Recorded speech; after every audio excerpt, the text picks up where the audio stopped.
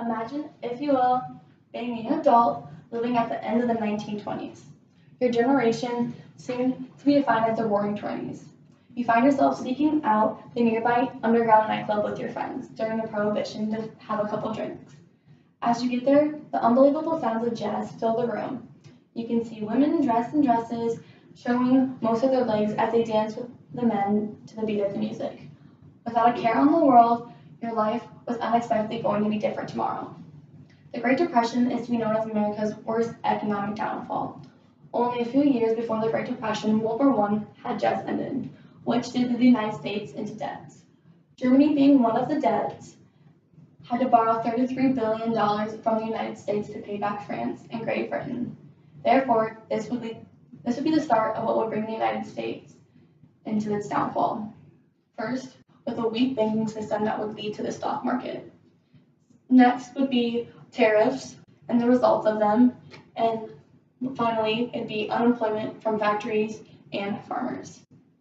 In the 1930s, most banks were locally owned, relying on themselves. Therefore, as the crash had happened, banks would call in for loans and sell assets. This is how the credit would freeze up from the banks, leading into global deflation. This day would also be commonly known as Black Tuesday because of October 1929, when shares of stocks would plummet to rock bottom. And then John Lewis Rocchetti stated, by the end of 1931, 2,294 American banks had failed, doubling the number that had just gone under in 1930. This had resulted from our weak banking system, where continued to collapse in low farm prices and industrial overproduction. In effect, this is why panic was spread onto banks all around the United States. Following that note, tariffs would try in a desperate attempt to bring a stop to the economic disaster.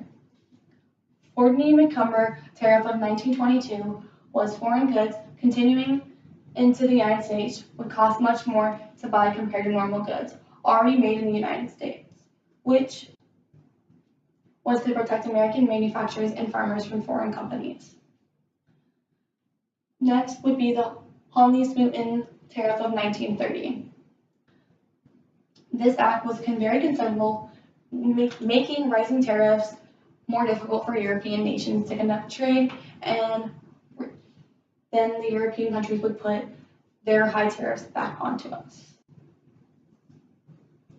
As our issues with being in a foreign debt did play a big part in our role, America did not come to agreement with Europe.